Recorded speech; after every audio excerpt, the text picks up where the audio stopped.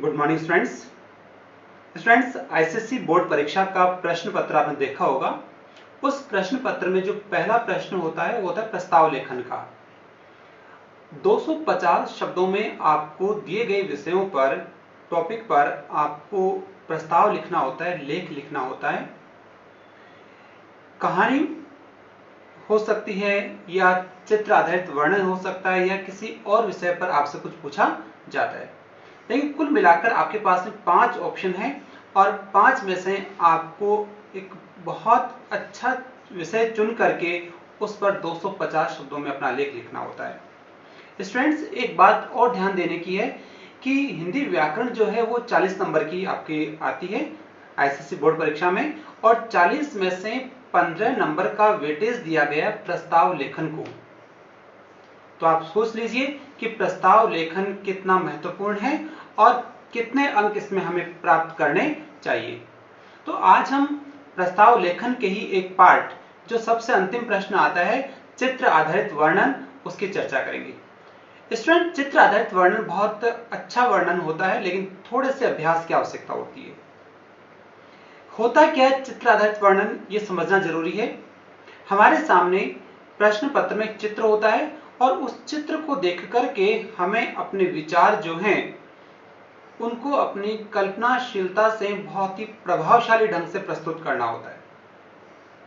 यह कहलाता है चित्र वर्णन। चित्र में जो स्थितियां दिखाई गई है, चित्र में जो क्रियाएं हो रही है, उन सबको ध्यान में रख करके हमें उस चित्र का वर्णन करना होता है और वो चित्र का संबंध किससे है, उस संबंधित जो विषय है उसकी भी जानकारी दी जाती है। तो 250 शब्दों में बहुत ही बेहतरीन तरीके से हम चित्र आधारित वर्णन कर सकते हैं। मैं इसी के बारे में चर्चा कर रहा हूं आज। अच्छा, चित्र आधारित वर्णन कैसे लिखें, चित्र आधारित वर्णन को सीखने से क्या लाभ मिल सकते हैं और हमें एग्जाम में किन किन बातों का ध्यान रखना चाहिए, इन सब पर आज एक गहन और सूक्ष्म चर्चा लेकर के मैं आपके सामने आया हूं, ताकि आप एग्जाम में चित्र आधारित वर्णन चुनो तो उसको बहुत ही अच्छा लिख सको। 15 नंबर हमेशा याद रखो, प्रस्ताव लेखन के 15 अंक हैं, कहीं भी कोई गुंजाइश नहीं रहनी चाहिए हमारे अंक कटने की। तो आज बहुत ही बारीक जानकारी से हम लोग सीखेंगे चित्र आधारित वर्णन को लिखना, और इसके बाद में कुछ उदाहरण भी हम लेंगे। तो चलिए देखते हैं कि कैसे हम अच्छा प्रस्ताव तैयार कर सकते हैं। स्टूडेंट्स, प्रस्ताव लेखन, चित्र पर आधारित प्रस्ताव लेखन।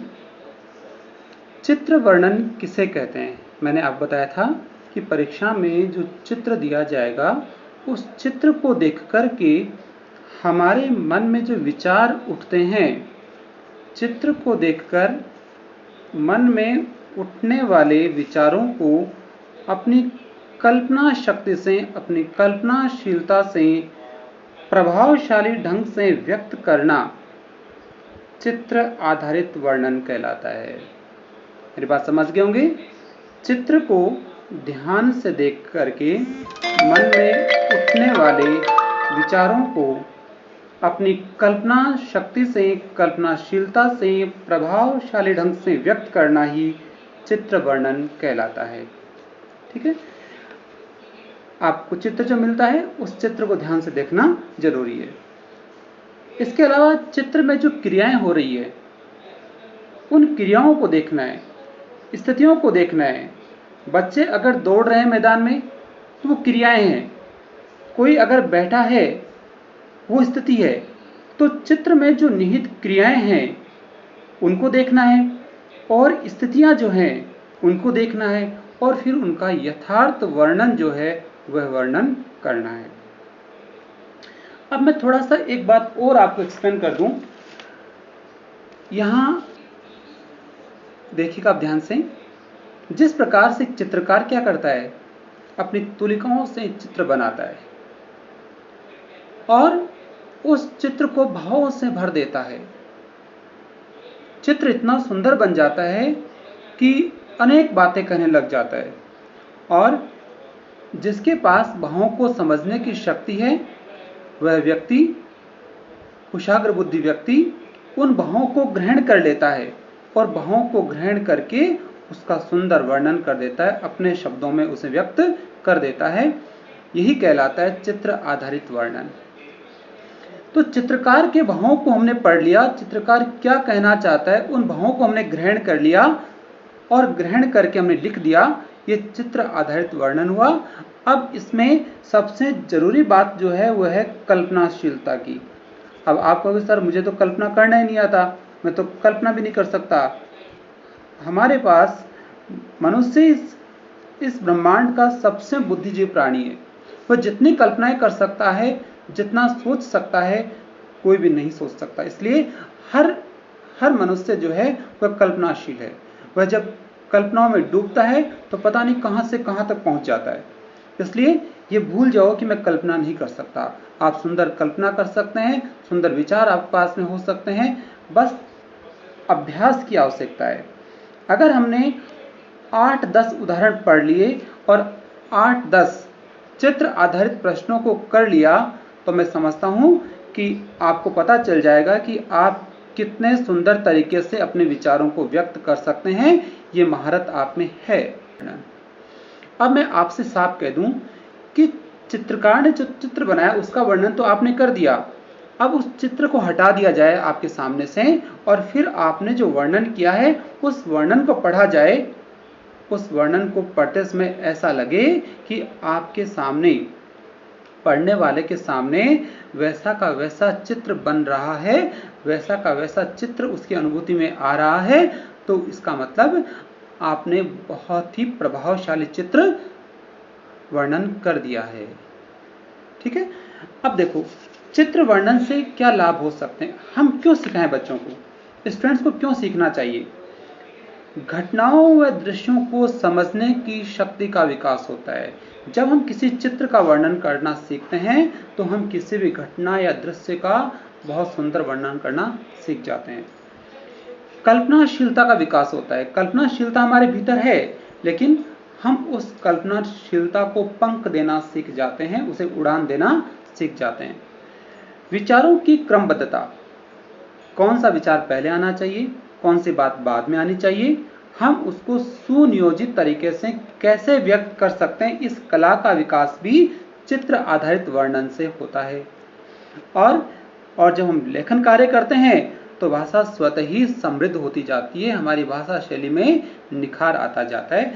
तो इन सब बातों को ध्यान में रख करके हमें चित्र आधारित वर्णन करना सिखाया जाता है। और ये हिंदी की एक अद्भुत कला है, नई कला है, और ये हर एक छात्र को आनी ही चाहिए। अब इसके बाद में मैं बात करता हूँ आगे कि चित्र जो का वर्णन करें, अपन हमारे सामने चित्र दे दिया, उस चित्र का वर्णन हमें करना है तो किन बातों का हमें ध्यान रखना है। सबसे जरूरी बात है कि चित्र आधारित वर्णन जो होगा ये सदैव वर्तमान काल में ही होगा, हमेशा प्रेजेंट टेंस में किया जाएगा। इसमें जो क्रियाएं आएगी जैसे रहा है, रही है, रहे हैं या ता है, ती है, ऐसी क्रियाएं हर वाक्य के अंत में देखी जाएगी। हाँ, अगर आपने उस चित्र को देख करके कोई कहानी तैयार की है तो कहानी आपकी भूतकाल में लिखी जाएगी, वो प्रेजेंट टेंस में नहीं आएगी। लेकिन जो चित्र का वर्णन हुआ है, चित्र में आपने देखा कि बच्चे दौड़ रहे हैं, कोई बैठा है, तो वो जो वर्णन है वो तो होगा किसमें, वर्तमान काल में। लेकिन उसके बाद में आपने कहानी जोड़ी है, कहानी बनाई है, वो कहानी चली जाएगी आपकी पास्ट टेंस में, भूतकाल में। अब शुरू कैसे करें। सर्वप्रथम ये बताया जाएगा, लिखा जाएगा कि प्रस्तुत चित्र का संबंध इस घटना से है, इस क्षेत्र से है। तो ध्यान रखेंगे चित्र का संबंध किससे है, उस चीज को हमें पकड़ना है। अगर हमें गांव का चित्र दिखाया है तो हम लिखेंगे प्रस्तुत चित्र ग्रामीण संस्कृति का दिखाई दे रहा है। ठीक है। अगर हमें चित्र किसी मैदान का दिखाया गया है तो हम कहेंगे इस चित्र का संबंध खेल के मैदान से है। ठीक है। इसके बाद में उस चित्र में क्या क्रियाएं हो रही है, क्या क्रियाएं हो रही है और कौन कौन सी स्थितियां हैं। कोई व्यक्ति अगर कुछ कर रहा है, जैसे आपने गांव की संस्कृति दिखाई, तो गांव की संस्कृति में क्रियाएं क्या हो रही है। किसान जो है, सांझ का समय हो रहा है, किसान अपने बैलों की गाड़ी के साथ बैलों पर चारा रख करके गांव की ओर आ रहा है। औरतें दूध निकाल रही है गायों का। तो ये सारी क्रियाएं हैं। अब स्थितियां क्या हो सकती है। स्थितियां ये हो सकती है कि गांव के कुछ बुजुर्ग लोग जो हैं वो अपने घरों के बाहर चबूतरे पर बैठे हैं, वो कुछ कर नहीं रहे हैं, बैठे हैं, बातें कर रहे हैं, वो स्थिति हो गई। तो हमें क्या करना है, क्रियाओं का, स्थितियों का वर्णन करना है। अगर कोई सामान रखा हुआ चित्र में कुछ दिखाई दे रहा है तो वो स्थिति में आएगा। हम बताएंगे इस चित्र के दाहिने तरफ कुछ मटके रखे हुए हैं।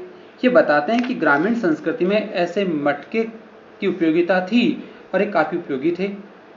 तो चित्र में जो क्रियाएं हैं, स्थितियां हैं, उनका वर्णन करना होता है और उसके बाद साथ साथ ध्यान रखना होता है कि क्रमबद्धता, हमारे विचार जो है वो क्रमबद्ध तरीके से होने चाहिए। अगर हम किसान के आने का वर्णन कर रहे हैं तो उसके साथ जो घटनाएं हो रही है, आने के साथ साथ किसान के साथ क्या क्या आ रहा है, क्या कैसा रास्ता दिखाई दे रहा है, तो वो सारा वर्णन क्रमबद्ध होगा। उसके बाद में हम दूसरी तरफ जाएंगे तो उसका वर्णन करेंगे। तो बारी बारी से हम क्रम से क्या करेंगे, सारी क्रियाओं का वर्णन कर देंगे।